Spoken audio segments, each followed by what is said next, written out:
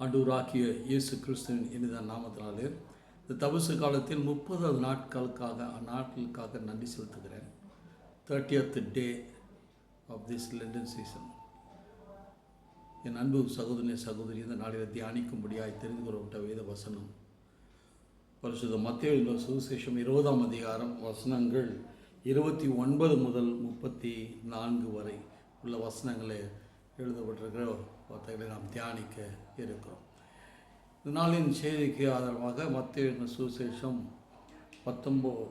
20ஆம் அதிகாரம் 34ஆம் வசனம். மத்தேயு 20:34. இயேசு மனதுருகி அவர் கண்களை தொட்டார், உடனே அவர்கள் பார்வையடைந்து அவருக்கு பின் சென்றார்கள். என் அன்பு சகோதரியே, இந்த தியான வேளையில் ஆண்டவர் உங்களோடு பேசுகிறார். அவர் நம்மோடு பேசுகின்ற ஆண்டவர். He is living God. அவர் இன்றைக்கும் ஜீவன் உள்ளவராக இருக்கிறார். அவர் நேற்றும் இன்றும் என்றும் மாறாதவர். அவரை குறித்ததான ஒரு செய்தி தான் இந்த தபசு காலங்களில் தியானித்து நம்முடைய விசுவாசத்தை உறுதிப்படுத்தி கொள்ள இந்த தபசு காலம் ஆண்டவரை நெருங்கி வருவதற்கான வழியை அமைத்துக் கொள்வோம். ஆண்டவர் என்று நம்மோடு பேசும்படி காத்திருங்க. நீங்கள் கேளுங்க, ஆண்டவரே என்னோடு பேசணும்னு கேளுங்க. He will speak to you. அவர் உங்களோடு பேசுவார். உங்கள் தேவைகளுக்கு ஏற்ப பேசுவார். உங்கள் குறைவுகளை நிறைவாக்கும்படி பேசுவார். உங்கள் வியாதிகளை சொஸ்தமாக்கும்படி பேசுவார். உங்களுடைய எதிர்பார்ப்புகளுக்கு மேலாய் உன்னிடத்தில் பேசுவார். ஆண்டவருடைய சமூகத்தில் தெய்வ பக்தியோடு தெய்வ பயத்தோடு இந்த வார்த்தையை கேளுங்க. நாம் செபித்து ஜெப நிலையிலிருந்து இந்த வார்த்தையை கேட்கும்போது ஆண்டவர் உண்மையாகவே அவர் உங்கள் வாழ்வில் விலக்கேற்றி வைப்பார். இருளாய் இருந்த இந்த வாழ்வு மாற்று உருவாக்க முடியும். எழுந்து போன நன்மைகளை நீங்கள் பெற்றுக்கொள்ள முடியும். சொந்து போகாதீங்க, விசுவாசம் உள்ளவர்களாயிருங்கள். இன்றைக்கும் நாம் தியானிக்கும்படியாக இந்த வசனம் நமக்கு தெளிவுபடுது. இயேசு மனதுருகினார் என்று போட்டுகிறது. இயேசு மனதுருகினார். Jesus had pity on them. Jesus has pity on them. 2 குருடர்கள் இயேசுவை நோக்கி, தாவீதின் குமாரனே எனக்கு இறங்கும் என்று கூப்பிடார்கள். அங்கே அதட்டுகிறார்கள், சத்தப்படாதீங்க, அமைதியாயிரு என்று சொல்கிறார்கள். இன்னும் அதிகமாய் தாவீதின் குமாரன் எனக்கு இறங்கும் என்று அந்த 2 குருடர்களும் ஆண்டவரை நோக்கி கூப்பிடுகிறார்கள். அந்த வழியாய் எரிகோவின் வழியில் வந்து கொண்டிருந்த இயேசுவை நோக்கி அவர்கள் கூப்பிடுகிறார்கள். அவர் மனதுருகிறார். ஏன் தெரியுமா? 2 பார்வையற்றவர்கள், 2 பேரும் குருடர்கள். உலகம் என்பது என்னன்னு தெரியாது. இருளாய் இருக்கிற வாழ்வில் ஒளியான இயேசு அந்த வழியாக போகிறார் என்று கேட்டபொழுது, அவர் எங்களுக்கு ஒளி தருவார், எங்கள் இருளை நீக்குவார் என்ற நம்பிக்கை அவர்களுக்குள்ளே வந்திருக்கிறது.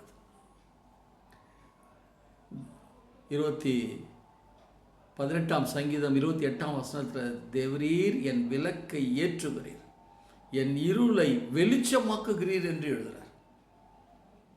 தேவரீர் என் இருளை வெளிச்சமாக்குகிற உம்மால் ஆகும். ஆண்டவருடைய பிள்ளைகள் இருளில் இருக்கிற மக்களுக்கு வெளிச்சமாக இருப்பார்கள், இருக்கணும்ன்றது தான் அவருடைய எதிர்பார்ப்பு. இருளில் இருக்கிற மக்களுக்கு வெளிச்சத்தை கொடுக்கும்படி, மரண இருளில் இருக்கிற மக்களுக்கு வாழ்வளிக்கும்படி இந்த உலகத்தில் வந்தவர் இயேசு. 2 கண்களும் குருடானவர்கள் தாவீதின் குமாரனே எனக்கு இறங்கும் என்று சத்தியத்தை சொல்லி, ஆண்டவர் இவர் இயேசு தாவீதின் குமாரன் என்பதை உறுதிப்படுத்தி அடையாளப்படுத்தி அவரை நோக்கி கூப்பிடுகிறது. அவர் மனதுருகுகிறார். பார்வை உள்ளவர்கள் அமைதியாக இருக்கிறார்கள். படித்தவர்கள், அதிகாரம் உடையவர்கள், தங்களை முக்கியத்துவப்படுத்தி முக்கியஸ்தர்கள் என்று சொல்லிக் கொள்கிற திருச்சபை மக்கள், சமூகத்தில் பெரிய அந்தஸ்தில் இருக்கிறவர்கள் என்னை இப்படி அழைக்கவில்லையே என்று மனதுருகிறார். உடைந்து போயிருப்பார்.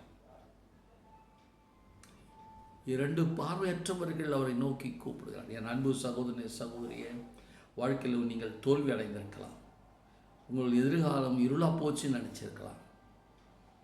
எந்த பக்கம் எடுத்தாலும் தோல்வி, ஏமாற்றம் என்று கலங்கி கொண்டிருக்கிற அன்பு சகோதரியே, அது உன்னுடைய நிலைப்பாடு அல்ல. அந்த இடத்திலிருந்து உங்களை மாற்றி அமைக்க ஆண்டவர் விரும்புகிறார். அவர் மனதுருக்கம் உள்ள தேவன். மத்தேயு 20:34 இயேசு மனதுருகுகிறது எதற்கு? அவருடைய இந்த மனதுருக்கம் அது அவரை செயல்பட வைத்தது. வாழ்விழந்தவர்கள் வாழ்வு பெறும்படி அவளை நோக்கி கூப்பிடுங்க. வழியே இல்லை என்று திகைத்து கொண்டிருக்கிறவர்கள் ஆண்டவரை நோக்கி கூப்பிடுங்க. என் வாழ்க்கையில் விமோச்சனமே இல்லை என்று சொல்லி கலங்கி கொண்டிருக்கிற என் அன்பு சகோதரனே சகோதரி, ஆண்டவரை நோக்கி கூப்பிடு. ஆண்டவர்களுக்கு மறு உத்தரவு செய்வார். சொல்லு போவாதீங்க. இங்கு இயேசு மனதுருகி அந்த 2 குருடர்களுடைய கண்களை தொட்டார் என்று பார்க்கிறோம். உங்களுடைய கஷ்டத்தின் துயரத்தில் அங்கே வந்து நிற்கிறவர் ஆண்டவர். உன் கண்ணீரை துடைக்கும்படி, உன் வாழ்வளிக்கும்படி விரும்புகிறவர் அவர். என் அன்பு சகோதரனே சகோதரியே, நீ எந்த நிலையிலிருந்து ஆண்டவரை நோக்கி கூப்பிடு அந்த இடத்துக்கு வருகிறவர் ஆண்டவர். 4 நாள் ஆய் லாசரு மரித்து போயிருந்தும் இயேசு பெத்தானியாவுக்கு வந்தார் என்று யோவான் எழுதின சுவிசேஷம் 11ஆம் அதிகாரத்தில் வாசிக்கிறோம். தூரத்தில் ஆழ்ந்திருக்கிற மார்த்தாள் மரியாளை சந்திக்கும்படி அவர் அந்த பெத்தானியாவுக்கு வருகிறார். துயரத்தோடு இருக்கிறவர்கள், கண்ணீரோடு இருக்கிறவர்கள், எங்களுக்கு ஆண் வாரிசு இல்லை, நாங்கள் என்ன செய்வோம் என்று கலங்கி கொண்டிருந்தவர்கள், எதிர்காலமே இல்லை, இருளா போச்சு என்று மயங்கி கொண்டிருந்தவர்களை ஆண்டவர் ஆக்கிய இயேசு அவர்கள் இருக்கிற இடத்துக்கு வந்து அவர்களை சந்திக்கிறார். நாயனூர் விதவை தன் ஒரே மகனை மறிக்க கொடுத்த பொழுது மறித்தவனை பாடையில் வைத்து அடக்கம் பண்ணுவதற்காக கொண்டு போய் கொண்டிருக்கிற வேளையில் ஊர் எல்லையில் அடுத்து வராந்திரம் பாலை இடத்துல அவர்களை போய் அடக்கம் பண்ண வேண்டும். ஊருக்கு வெளியே வந்து கொண்டிருக்கிறார்கள். அந்த அம்மா ஏழை விதவை, இனி எனக்கு வாழ்வு இல்லை, இருளா போச்சு என் வாழ்க்கை, இனி யாரை நம்பி நான் வாழ வேண்டும் என்று கலங்கி கலக்கத்தோடு எதிர்காலமே இல்லை என்ற நிலைக்கு தள்ளப்பட்டவர்களாக அந்த பாலையை தொடர்ந்து போய்கொண்டிருக்கிற நாயனூர் விதவையை பார்த்து இயேசு சொன்னார், பயப்படாதீங்க, கலங்காதீங்க, சோர்ந்து போகாதீங்க, தைரியமாக இருங்கன்னு சொல்லி பாடையை தொட்டு வாலிபனை எழுந்துரு என்றார். உடனே வாலிபன் எழுதான். என் அன்பு சகோதரனே சகோதரியே, எந்த இடத்துல எந்த நேரத்தில் நீங்கள் ஆண்டவரை நோக்கி கூப்பிட்டால் அவர் அந்த இடத்துக்கு அந்த நேரத்தில் வந்து நிற்கிறவர் அவர்.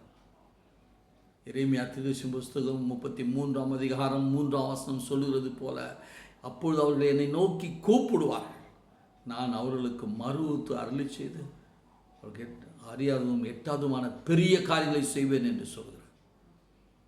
இந்த தியான வேளையில் தபசு காலங்களில் ஆண்டவர் நமக்கு ஒரு வாய்ப்பை கொடுவார்.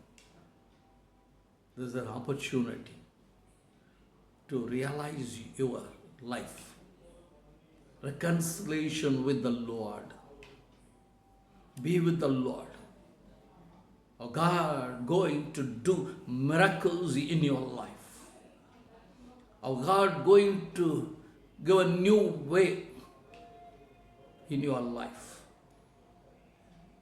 சொந்து போதி எல்லாம் கடந்து போச்சு. வயசு கூடி போயிருக்கலாம், வியாதி முத்தி இருக்கலாம், இனி இந்த வியாதிக்கு மருந்து இல்லை என்று சொல்லி இருக்கலாம், இனி இந்த காரியங்கள் செயல்படுத்த முடியாது, நம்பிக்கையே இல்லை, there is no hope for my life, for my future என்ற நிலைக்கு நீங்கள் தள்ளப்பட்டுங்கள். சொந்து போகாதீங்க.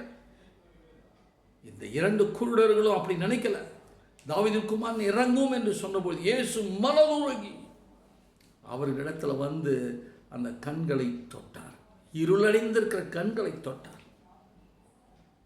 Chapter close. இனி எதிர்காலம் இல்லை, இனி வாழ்வு இல்லை, இனி இதில் ஜீவன் இல்லை என்று தள்ளப்பட்டிருக்கிற ஒதுக்கப்பட்டிருக்கிற அந்த இடத்துல இயேசு வந்து தொடுவார். You are going to touch in your life. உன்னுடைய வாழ்வில் எந்த இடத்துல நிசப்தமாய் தொடர்பு இல்லாமல் எல்லா விதமான நம்பிக்கையும் இழந்திருக்கிற இடத்துல இயேசு இருப்பார். அவர் உங்கள் வாழ்வில் விளக்கேற்றும்படி, உங்கள் இருளை வெளிச்சமாக்கும்படி, உங்களுக்குள்ள ஒரு மகிழ்ச்சியும் சந்தோஷத்தையும் வைப்பார். தாவீதின் குமாரன் என்று இறங்கும் என்று கூப்பிட்ட இந்த 2 குருடர்களை இயேசு அவருடைய சத்தத்தை கேட்டு அவருடைய கண்களை தொட்டார். He touched their eyes. அவர்களுடைய கண்களை தொட்ட மாத்திரத்தில் அவர்கள் சுகம் பெற்றார்கள், அவர்கள் பார்வையடைந்தார்கள், அவர்களுக்குள்ள ஒரு எழுப்புதல். They were able to see and follow him. They decided to follow him.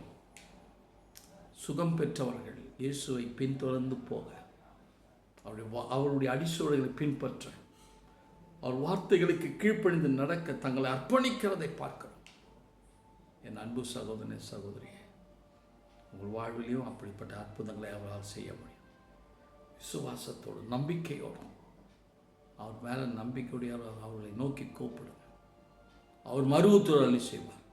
செபம் செய்வோம். எங்களை நேசிக்கிறதான் அன்பின் தகப்பனே, இந்த தியான வேளையில் தேவன் தாமே உம்முடைய பிள்ளைகளை சந்திப்பீராக, அவருடைய தேவைகளை சந்திப்பீராக, குறைகளை நிறைவாக்குவீராக, பலவீனங்களை உம்முடைய பலத்தை தருவீராக. அருமையான உம்முடைய பிள்ளைகள் எந்த இடத்துல ஆண்டவரே வாழ்வு இல்லை, எதிர்காலம் இல்லை என்று கவலையோடும் கண்ணீரோடும் திகைத்திருக்கிற அந்த இடத்துல நீங்கள் வாங்கப்பா. அந்த இடத்துல நின்று வாழ்வு உண்டு என்று சொல்லுங்க. அதற்காகவே இந்த உலகத்தில் வந்தேன் என்று சொல்லுங்க. அவைகளுக்கு ஜீவன் உண்டாயிருக்கும், அது பரிபூர்ணப்படுறதுக்காக வந்தேன் என்று சொல்லுங்க. ஒரு நம்பிக்கை வரட்டும். அருமையான பிள்ளைகள் சோர்ந்து போகாதபடிக்கு அவர் விசுவாசத்தில் நம்பிக்கையில் உறுதிப்படுத்துகிறது. தபசு காலத்தின் 30வது நாளில் இன்னும் உம்மை அறிகிற அறிவில் வளரட்டும். ஒரு குறையிராதபடிக்கு இப்படி பிள்ளைகள் கர்த்தர் நல்லவர் என்பதை ருசித்து பார்த்து மென்மையான நன்மைகளை பெற்றுக்கொள். இப்பொழுதும் பலவீனத்தின் மத்தியிலும், வியாதியின் மத்தியிலும், கஷ்டத்தின் துயரத்தின் மத்தியில் கண்ணீரோடு இருக்கிற உடைய பிள்ளைகளுக்கு ஆட்சேபிக்கிறார். அவர் கண்ணீரை துடையுங்க. அப்படி தழும்புனால் அவர்களை குணமாக்குங்க. அவள் குறைவுகளை நிறைவாக்குங்க. அவள் தேவைகள் சந்திக்கப்படட்டும். அவள் எண்ணுகிறதுக்கும் யோசிக்கிறதுக்கும் மேலான காரியங்களை அவர் வாழ்வில் நீர் செய்தருளும்படி ஆட்சேபி ஒப்பு கொடுக்கிறார். சுவாமி மட்டும் தொடர்ந்து நடத்துங்க. ஒரு கிருபைக்கும் பராமரிக்க ஒப்புகிறோம். இயேசுவின் நாமத்தினால் நல்ல பிதாவே, ஆமென், ஆமென். நமது ஆண்டவராகிய இயேசு கிறிஸ்துவினுடைய கிருபையும் பிதாவாகிய தேவனுடைய அன்பும் பரிசுத்த ஆவியானவருடைய அந்யோன்ய ஐக்கியமும் வழிநடத்தும் பிள்ளைகளோடு எப்பொழுதும் இருப்பதாக.